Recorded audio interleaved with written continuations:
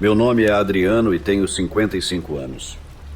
Nasci em uma cidade no estado de São Paulo, em uma família extremamente pobre. Vivíamos em uma casinha de madeira e folhas de zinco que mal nos protegia da chuva. Meus pais nunca estiveram realmente presentes na minha vida, e com meus dois irmãos a relação também não era boa. Nunca nos demos bem. Desde que me lembro por gente, estava com minha mãe nas esquinas das avenidas pedindo dinheiro. Não tive o direito de ir à escola nem de brincar com outras crianças. Meus irmãos e eu passávamos os dias mendigando nos semáforos, implorando para que nos dessem algumas moedas. Às vezes as pessoas se comoviam e nos davam algum dinheiro ou comida, mas havia quem gritasse para que não nos aproximássemos de seus carros ou dissesse que éramos sujos, que cheirávamos mal. Essas palavras me machucavam. Eu não entendia por que nos tratavam daquela forma. Afinal, éramos apenas crianças. Essa era a minha realidade, e não havia como mudá-la. Se eu não conseguisse dinheiro suficiente, minha mãe gritava comigo. Mas o pior não era isso. O pior era chegar em casa e encarar meu pai bêbado, cheio de raiva. Às vezes, ele escolhia a mim ou a um dos meus irmãos, ao acaso, e descontava sua frustração e fúria. Ele nos batia enquanto gritava que éramos um peso, que por nossa causa havia menos comida na mesa. As surras doíam no corpo, mas ainda mais na alma. Eu nunca pedi para ter aquela vida nem aqueles pais, mas na escuridão da noite, quando ficava sozinho, essa angústia diminuía um pouco. Eu sentia como se alguém estivesse cuidando de mim.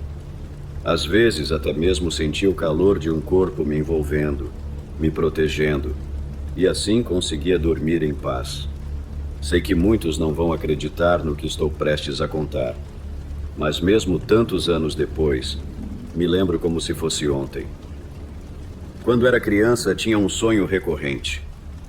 Nesse sonho, um senhor de traje branco me entregava um grande escudo de bronze. Eu tentava segurá-lo, mas meus braços pequenos não tinham força suficiente. Ele sorria e dizia que um dia eu teria força para enfrentar tudo o que estava por vir. Então eu acordava para uma realidade que machucava tão profundamente quanto a fome que retorcia meu estômago. Minha infância foi, em grande parte, isso. Uma rotina exaustiva de pedir moedas, insultos e surras. No entanto, nem tudo foi ruim. Há uma memória que me marcou profundamente. Eu tinha 11 anos. Estava, como sempre, nos semáforos mendigando, quando a noite caiu e o céu ficou nublado como se fosse chover. Perto de onde estávamos havia um parque abandonado, e às vezes eu me afastava para fazer minhas necessidades. Naquela noite, me afastei um pouco para urinar, e ao voltar, ouvi alguém chamar meu nome.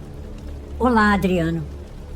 Virei-me e vi uma senhora de cerca de 60 anos, muito bem vestida, parada entre as árvores. Ela estava a uns 5 metros de distância. A maioria das crianças sentiria medo, mas eu não. Pelo contrário, me aproximei dela.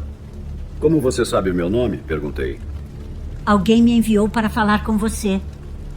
Quem? Alguém especial. Não pode ser. Retruquei confuso. Ela sorriu e, enquanto falava, se aproximou e acariciou meu rosto. Aquele gesto me comoveu profundamente. Nunca, em toda a minha vida, alguém havia me mostrado um ato de carinho. Instintivamente, a abracei. Ela me disse que eu deveria voltar para casa, mas prometeu que estaria lá no dia seguinte, pois tinha algo importante para me contar. Fiquei curioso, mas sabia que, se não voltasse logo a pedir moedas, enfrentaria consequências terríveis em casa. Naquela noite quase não consegui dormir. Não parava de pensar na mulher que havia me transmitido tanto afeto. No dia seguinte, minha mãe me acordou como sempre, aos gritos, dizendo que meus irmãos e eu éramos um bando de inúteis preguiçosos que não serviam para nada. Assim eram todas as manhãs, sem exceção. Passei o dia inteiro ansioso, esperando pela mulher, mas ela não apareceu. Fui ao parque mais de uma vez, mas nada. Os dias passaram e comecei a acreditar que nunca mais a veria. Mas certa tarde, para minha surpresa, vi a mulher conversando com minha mãe. Ela levava várias caixas de comida para nós. Meus irmãos e eu nos afastamos enquanto elas conversavam. Eu não conseguia ouvir o que diziam, mas via minha mãe acenando com a cabeça de vez em quando. Depois de um longo tempo, a mulher se aproximou de mim, sorrindo. Gostaria de passar o dia na minha casa, rapazinho. Tenho muita comida te esperando. Era tudo o que eu queria ouvir. Olhei para minha mãe, que acenou com a cabeça, me dando permissão. Sorri emocionado e fui com a senhora. A casa dela era linda, acolhedora, nada parecida com o lugar onde eu vivia. A primeira coisa que ela me disse foi que eu precisava tomar um banho. Lembro-me perfeitamente da sensação da água quente na minha pele, uma experiência que nunca havia tido antes. Depois do banho, ela me deu roupas limpas e macias e me convidou a sentar no sofá. Ela me disse que tinha algo para me contar e começou a narrar sua história. A senhora se chamava Maria e me confessou que tinha dons especiais, dons que lhe permitiam ajudar as pessoas. Na noite anterior, ela havia sonhado comigo e por isso decidiu me procurar no parque. Disse que no início não tinha certeza se deveria se aproximar, porque eu era apenas uma criança, mas algo em seu sonho a havia impulsionado a fazê-lo. Explicou-me que, apesar de eu ser muito jovem, teria que tomar uma decisão importante. Eu estava confuso. Nunca antes tinha tido a oportunidade de escolher nada na minha vida. Nem o que comer, nem o que vestir, nem o que dizer. Sei que você está assustado, mas não precisa se preocupar. O seu futuro está em suas mãos. Disse ela com suavidade. Depois ela me contou que havia nascido em uma família abastada, mas que a vida não tinha sido fácil para ela. Descobriu seus dons aos 13 anos e quando os revelou à mãe, esta não acreditou nela. A mãe de Maria era muito religiosa e, ao saber que a filha ouvia vozes, pensou que se tratava de algo diabólico. Aos gritos, disse que aquilo era bruxaria, obra do demônio. Nem sequer lhe deu a chance de se explicar, de contar que aqueles espíritos não eram malignos. A mãe decidiu que não queria Maria em casa e a enviou para viver com tios na periferia da cidade. Os tios de Maria não a receberam com carinho. Usavam o dinheiro que os pais mandavam para o próprio bem-estar e a obrigavam a se virar sozinha. Assim, aos 13 anos, Maria teve que aprender a sobreviver sozinha. Conseguiu um trabalho como babá e, na maioria das vezes, dormia nas casas onde cuidava das crianças. Com o tempo, seu dom foi ficando mais forte. Ela conseguia prever algumas situações futuras, mas não as próprias. E não era tão simples quanto parecia. Precisava de muita concentração para interpretar corretamente os sinais. Se errasse na interpretação, coisas ruins podiam acontecer. As premonições chegavam a ela em forma de sonhos, pressentimentos, vozes ou visões repentinas. No início tentou usar seu dom para ajudar os outros, mas nem sempre dava certo. Contou-me que, em uma das primeiras vezes que tentou ajudar, viu uma menina morrer na sua frente. Culpou-se por não ter interpretado bem os sinais e caiu em profunda tristeza. Nesse momento eu a interrompi. Queria saber por que ela estava me contando tudo aquilo. Maria pegou minhas mãos e, olhando nos meus olhos, disse algo que eu nunca esqueceria. Adriano, você também tem um dom especial. Ri com incredulidade. Como eu, um menino pobre, que mal tinha o que comer, poderia ter algum tipo de dom? Disse a ela que, se fosse o caso, eu já saberia. Ela sorriu levemente e falou sobre o sonho que tivera. No meu sonho, eu vi você claramente. Você se tornará um dos bruxos mais poderosos desta cidade. Será justo, bondoso e terá o dom da clarividência. Mas também vi uma sombra escura que o rodeava, uma força maligna que tentará se aproveitar de você. Maria explicou que sentira uma conexão imediata comigo, desde o momento em que me viu, e que tinha certeza de que eu era o garoto de seu sonho. Ofereceu-se para ser minha guia, ensinar-me a usar meu dom para o bem e convidou-me a morar em sua casa, se eu quisesse. No entanto, antes de aceitar, eu precisaria aprender a ler e escrever. Ela sabia que minha mãe não permitiria que eu ficasse lá sem levar dinheiro para casa. Mas Maria garantiu que isso não seria um problema. Disse que cuidaria de tudo. Com o passar dos dias, fui aprendendo a ler e escrever. Em apenas 2 meses, já conseguia ler o suficiente para me destacar entre meus irmãos. Um dia, Maria me perguntou se eu estava pronto para explorar meus dons. A verdade é que eu não me sentia nada preparado.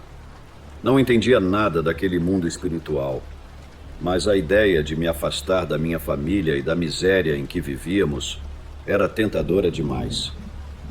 Maria começou a me falar do mundo espiritual de forma gradual. Contei a ela sobre meus sonhos repetitivos com o ancião de terno branco, e ela explicou que aquele homem era meu protetor espiritual. Fiquei surpreso ao saber que aquela figura, que sempre aparecera nos meus sonhos desde a infância, não era apenas uma invenção da minha mente, mas tinha um propósito real. Embora eu gostasse de passar tempo na casa de Maria, nem tudo era diversão. Às vezes jogávamos jogos de tabuleiro, e ela me deixava ouvir música, mas na maior parte do tempo, eu recebia algo que ela chamava de treinamento espiritual. Maria me preparava mentalmente para não sentir medo quando chegasse o momento de me conectar com os espíritos. Era aterrorizante. Eu era apenas um adolescente, e embora ela dissesse que tudo ficaria claro no tempo certo, as coisas que me contava me deixavam arrepiado. Um dos temas que mais me inquietava era a existência de seres malignos no mundo espiritual. Maria me dizia que mais cedo ou mais tarde, eu teria que enfrentar demônios e forças obscuras. Isso me assustava, mas ela insistia que eu precisava saber e estar preparado. Explicava que nesse caminho era essencial não se deixar dominar pelo medo, pois os demônios se alimentam dele. Às vezes eu chegava à casa de Maria com o rosto inchado das surras que levava dos meus irmãos, que estavam cada vez mais ressentidos por eu passar tanto tempo fora de casa e não precisar mendigar como eles. Maria me dizia que logo eu poderia deixar aquela vida para trás. Um dia ela me levou até a sua sala de trabalho, onde realizava consultas espirituais. A sala estava cheia de velas e tinha um ambiente um tanto sinistro, mas eu ficava intrigado com o poder que Maria parecia ter. Ela me mostrou 2 cômodos em sua casa que eram proibidos para mim, um no corredor e outro no quintal. Este último ela chamava de o quarto das entidades da rua, e me disse que eu ainda não estava pronto para conhecê-lo. Certa noite, algo aconteceu que mudaria minha vida para sempre. Eu estava deitado, tentando dormir, quando senti uma presença estranha no meu quarto. Era como se várias pessoas estivessem andando ao redor da minha cama. O quarto estava completamente escuro, e eu estava apavorado demais para me mover. De repente, ouvi uma voz masculina dizendo que eu não deveria ter medo, que estavam ali para me proteger e guiar. Lembrei-me então do que Maria havia me dito, que esse momento chegaria e eu deveria estar preparado. Tomado pelo pânico, corri para o quarto de Maria. Ela me recebeu com um sorriso caloroso e disse que eu já estava pronto. Ela me levou ao quarto proibido no corredor. Quando entramos, vi vários altares, cerca de 8, dedicados a diferentes entidades. No centro havia uma enorme figura de um guerreiro indígena. Maria me explicou que, a partir daquele dia, eu deveria ajudá-la a cuidar daquele quarto. Aos poucos, comecei a aprender sobre magia branca e como usar meus dons para ajudar as pessoas. Maria me deixava acompanhá-la às casas daqueles que precisavam de limpezas espirituais ou curas. Eu absorvia tudo como uma esponja. No entanto, algo dentro de mim continuava curioso sobre o proibido. Um dia, enquanto ela me ensinava sobre as diferentes formas de magia, perguntei se não valia a pena aprender também sobre magia negra. Sua resposta foi imediata e categórica. Nunca, Adriano. Nunca se aproxime da magia negra. Ela me disse que a magia negra só traz desgraças e destruição. Maria me lembrou que sua missão era fazer o bem e que ela não estava disposta a vender sua alma por dinheiro.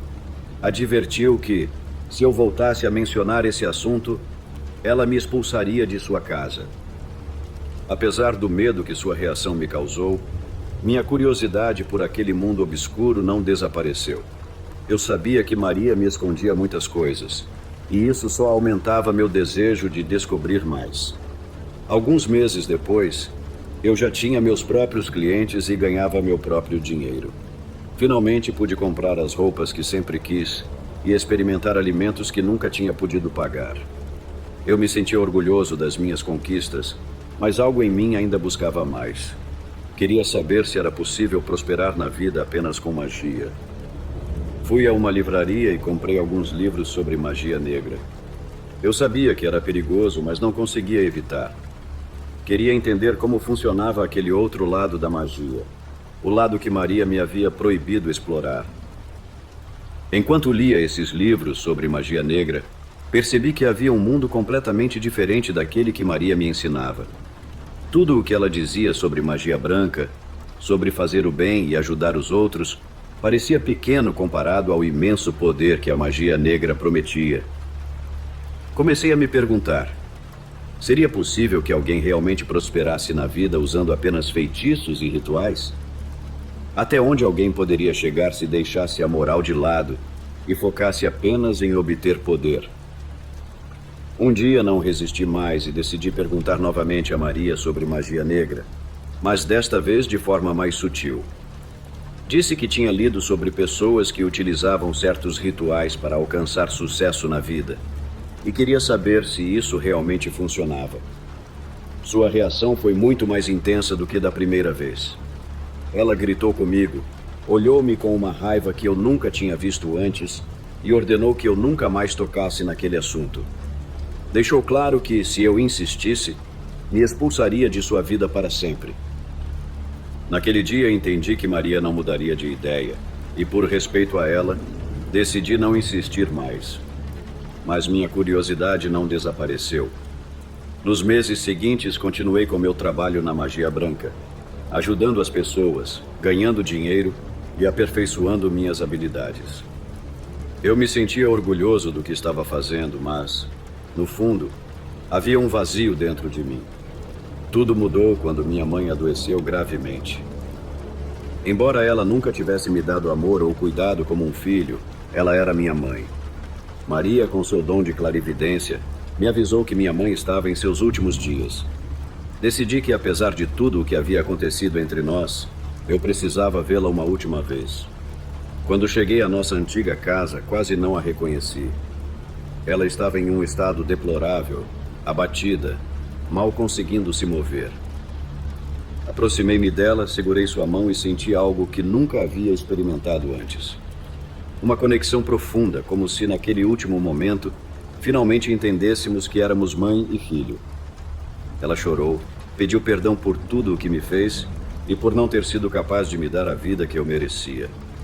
Disse-lhe que já a havia perdoado há muito tempo e que ela podia ir em paz. Minutos depois, ela faleceu. Meus irmãos, Cláudio e Júlio, aproximaram-se de mim com uma expressão que, mesmo naquele momento, não era de tristeza, mas de ganância. Eles sabiam que eu estava indo bem na vida e, em vez de compartilhar a dor de perder nossa mãe, exigiram dinheiro. Dei-lhes tudo o que tinha naquele momento, mas não ficaram satisfeitos. Cláudio tirou uma arma da cintura e me olhou com um sorriso cínico. "Não se esqueça de nós, maninho", ele disse. A mensagem era clara. Eles não iam me deixar em paz. Queriam continuar se aproveitando de mim. Após o velório e sepultamento, fui embora sentindo-me derrotado e cheio de raiva. Uma vizinha se aproximou antes de eu partir e me alertou que meus irmãos haviam se tornado criminosos perigosos e que o melhor que eu podia fazer era me afastar deles para sempre.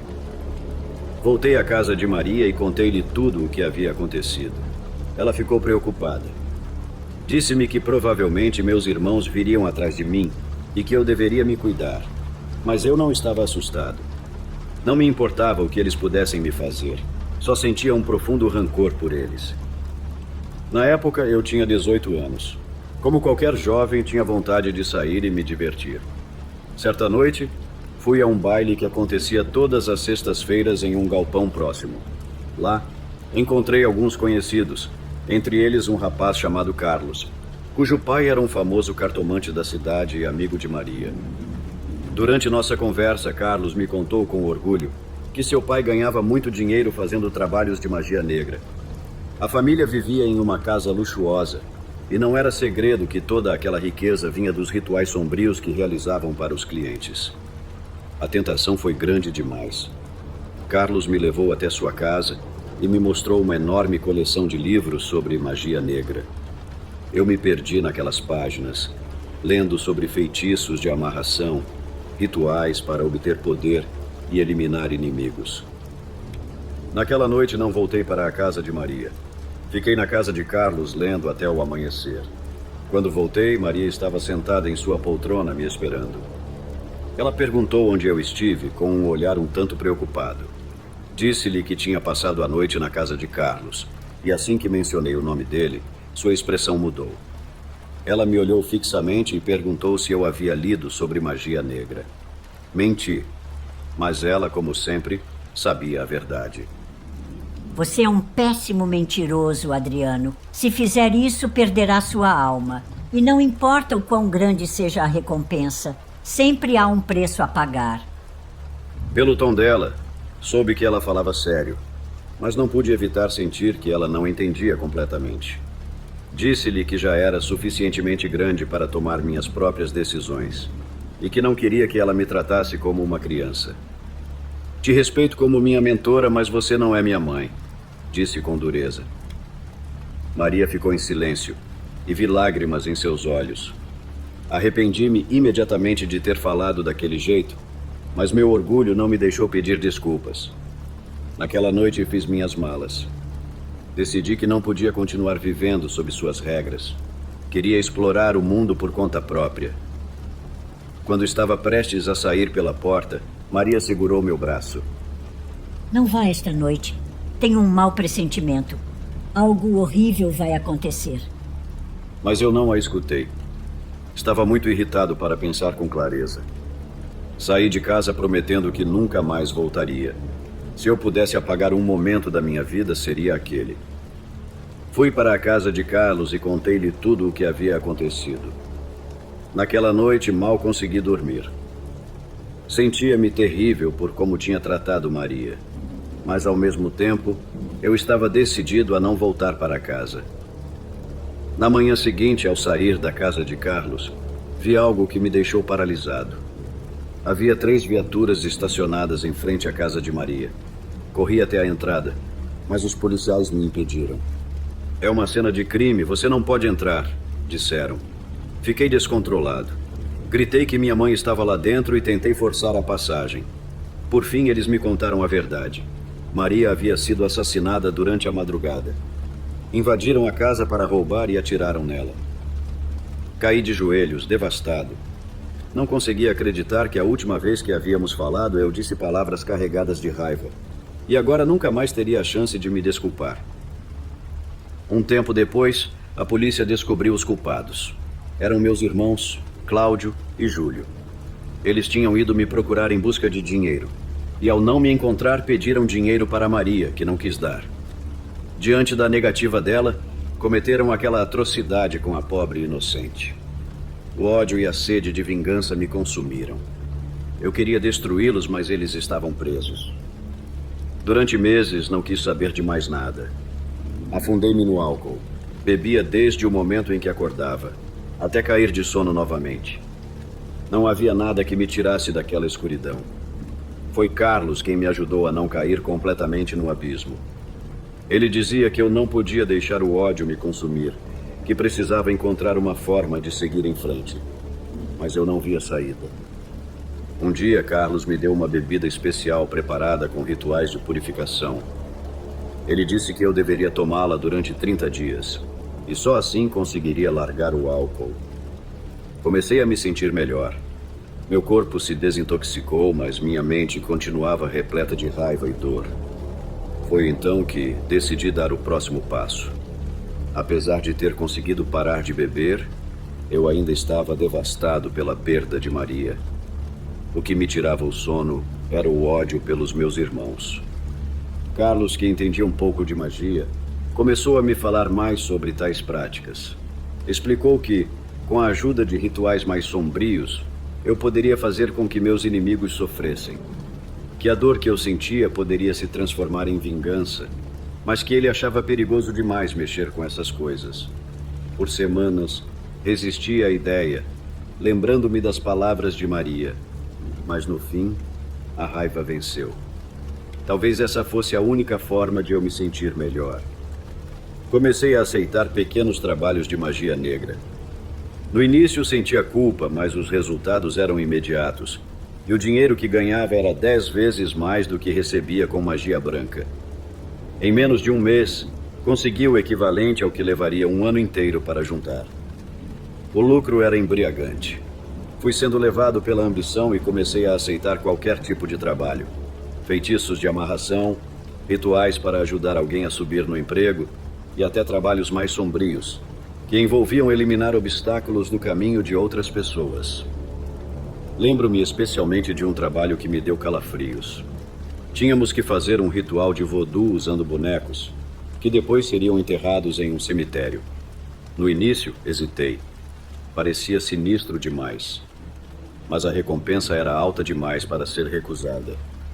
Mergulhei nesse mundo sombrio pouco a pouco, sentindo-me cada vez mais atraído pela sensação de poder. Uma noite, quando estava prestes a dormir, alguém tocou a campainha da minha casa. Era um homem vestido com um terno elegante. Vou chamá-lo de José. Ele explicou que queria se livrar da esposa, não apenas deixá-la, mas eliminá-la para sempre. Ofereceu-me uma quantia absurda de dinheiro, mais do que eu jamais tinha visto em toda a minha vida. Era uma fortuna. No início, recusei o trabalho. Nunca tinha feito algo tão sombrio, tão definitivo. Mas José não desistiu. Deixou um cheque muito gordo como adiantamento, garantindo que o restante viria quando o trabalho fosse concluído. Prometeu-me que depois desse trabalho, eu poderia me aposentar para sempre e viver uma vida de luxo. Pedi 2 dias para pensar. Sabia que não queria fazer algo tão extremo, mas a tentação do dinheiro e a promessa de uma vida sem preocupações eram irresistíveis. Falei com Carlos para ver se ele queria me ajudar, mas ele recusou imediatamente. Disse que não queria carregar a perda de uma vida na consciência. Suas palavras me fizeram lembrar os avisos de Maria. Nunca deixe o dinheiro falar mais alto que sua moral. Por fim, recusei a oferta. Liguei para José e disse que não podia fazer aquilo. Ele me insultou e desligou na minha cara. Aquela noite dormi com a sensação de ter feito a coisa certa. Mas no dia seguinte, algo aconteceu que me fez reconsiderar minha decisão. Por volta do meio-dia, Carlos veio até mim com notícias terríveis. Ele me disse que os advogados dos meus irmãos haviam apresentado um novo recurso e que tudo indicava que poderiam sair da prisão antes do previsto. Não acreditei no que ouvi. Cláudio e Júlio, os assassinos de Maria, seriam libertados depois de apenas 10 anos na cadeia. Meu mundo desmoronou. Eu não podia permitir que aqueles monstros voltassem a andar livres pelas ruas depois de tudo que fizeram. Meu ódio se intensificou. Carlos tentou me acalmar, mas pedi que me deixasse sozinho. Peguei uma garrafa de vinho e comecei a beber até que meu corpo não aguentasse mais. Vomitei, mas continuei bebendo. Naquele momento, algo sombrio tomou conta de mim. Lembrei-me da oferta de José e decidi que o mundo não era justo, que ser uma boa pessoa não valia de nada em um lugar onde sempre havia alguém disposto a te esmagar. Na manhã seguinte, finalmente liguei para José e disse que aceitava o trabalho. Naquela mesma tarde, ele chegou à minha casa com um sorriso no rosto e a segunda parte do pagamento em dinheiro. Pedi 2 meses para concluir o serviço. Sabia que não seria fácil, já que era a primeira vez que fazia algo tão grave. Diferentemente dos outros trabalhos, desta vez eu faria tudo sozinho. Carlos não queria se envolver, o que me deixou com todo o peso da tarefa. Dediquei-me completamente a esse trabalho. Durante esse tempo, me afastei do mundo. Rejeitei qualquer convite de Carlos, que tentava me tirar da escuridão. Mas eu estava obcecado com minha missão. Os rituais que realizava eram sombrios, perigosos e consumiam cada parte de mim. Passei dias sem dormir, concentrado apenas em cumprir o que José havia pedido. Sabia que uma vez que concluísse, teria dinheiro suficiente para ir embora e começar uma nova vida. Após 1 mês de trabalho, José veio me ver. Ele disse que estava impressionado com os resultados. Sua esposa já começara a mostrar sinais de que partiria deste mundo, e ele estava convencido de que em poucas semanas tudo terminaria como planejado. Parabenizou-me por ser o melhor feiticeiro que já conhecera e prometeu passar meu contato para vários amigos. Naquele momento, entregou-me outro cheque como agradecimento. Era uma quantia absurda de dinheiro, tanta que quase desmaiei ao vê-la. Mas em vez de me sentir feliz, fui tomado por uma angústia. Não conseguia desfrutar do meu sucesso. O peso do que eu havia feito me esmagava. Acabei com a vida de uma pessoa inocente, e mesmo tendo todo o dinheiro que sempre sonhei, não me sentia realizado. Minha alma estava vazia, consumida pelo ódio e pela culpa. Para piorar, naquela mesma noite descobri que meus irmãos já haviam sido libertados. Haviam cumprido apenas 10 anos de pena e já estavam de volta à cidade. Senti como se o universo estivesse rindo de mim.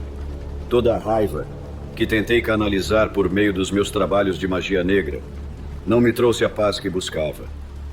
Eu estava mais furioso do que nunca, e o fato de Cláudio e Júlio estarem livres só alimentava meu desejo de vingança. Eu não tinha mais nada a perder. Dirigi até a velha casa onde crescemos e encontrei meu pai sentado na entrada. Ele estava tão deteriorado quanto sempre esteve, bebendo sozinho. Perguntei pelos meus irmãos e, sem dizer uma palavra, ele apontou para uma rua próxima. Fui até lá e lá estavam eles, como se nada tivesse acontecido. Ambos parados, conversando, como se acabar com a vida de alguém não tivesse sido mais do que um incidente sem importância. Quando me viram, sorriram com arrogância. "O que faz aqui, Adriano?" perguntou Cláudio, zombando. Perguntei a eles por que mataram Maria, e a resposta me deixou paralisado. "Fizemos isso porque ela morreu no seu lugar", disse com um sorriso cruel. Júlio se aproximou e, com um tom ameaçador, disse que agora que estavam soltos, iam continuar me atormentando até me deixar sem nenhum centavo. Mas eu já não era mais o garoto assustado que eles lembravam. Eu havia mudado. Aproximei-me lentamente e lhes disse com um sorriso tranquilo que estaria esperando pela próxima visita. Enquanto eu me afastava, Cláudio me segurou pelo ombro e, junto com Júlio, me deram uma surra brutal. Terminei caído no chão, ensanguentado e humilhado. Aquilo foi a gota d'água. Eu sabia que não era mais o jovem fraco de antes, mas eles não entendiam. Naquela noite decidi que havia chegado o momento de destruí-los. Peguei algumas de suas coisas em sua casa, roupas, objetos pessoais. Eu sabia exatamente o que fazer. Comecei a trabalhar em um ritual de destruição, algo que faria com que pagassem por todo o sofrimento que haviam me causado. Semana após semana, dediquei-me àquilo. Em menos de um ano, Cláudio e Júlio ficaram gravemente doentes. A doença os consumia lentamente, e a cada dia que passava, a condição deles piorava. Eu me deleitava com todo aquele sofrimento. Cheguei até a visitá-los no hospital, apenas para ver como eles se desfaziam. Dessa vez não foram eles que me deram uma surra. Fui eu quem lhes causou o pior golpe de todos, sem precisar mover um dedo. Foi muito bom vê-los indo direto para o inferno. No entanto, algo ainda faltava. Apesar de ter me vingado, não sentia satisfação. Sentia-me mais vazio do que nunca. Voltei a cair no alcoolismo. Estava perdendo o controle novamente. E cheguei ao ponto de pensar em acabar com tudo. Uma noite, quando estava prestes a desistir, algo me deteve. Senti a presença de Maria.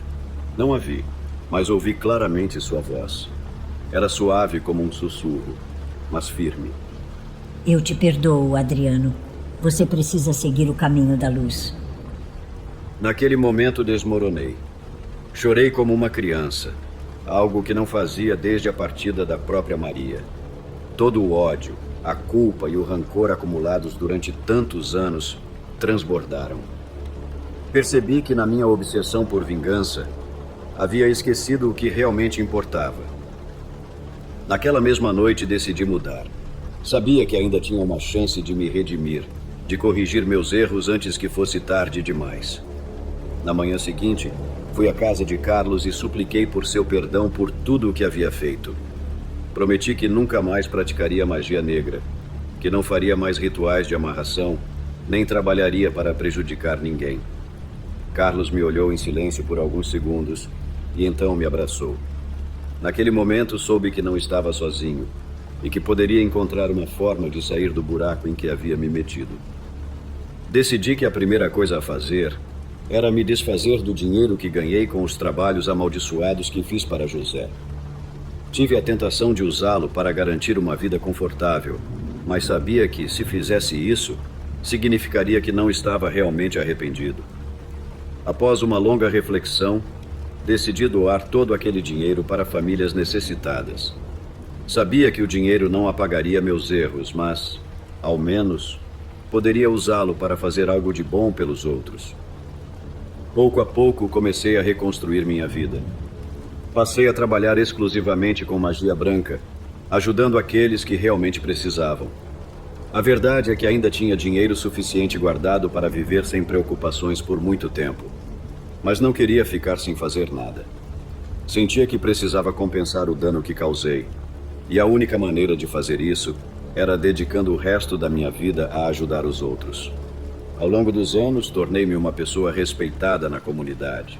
Meus clientes confiavam em mim e sabiam que eu sempre faria o que era certo.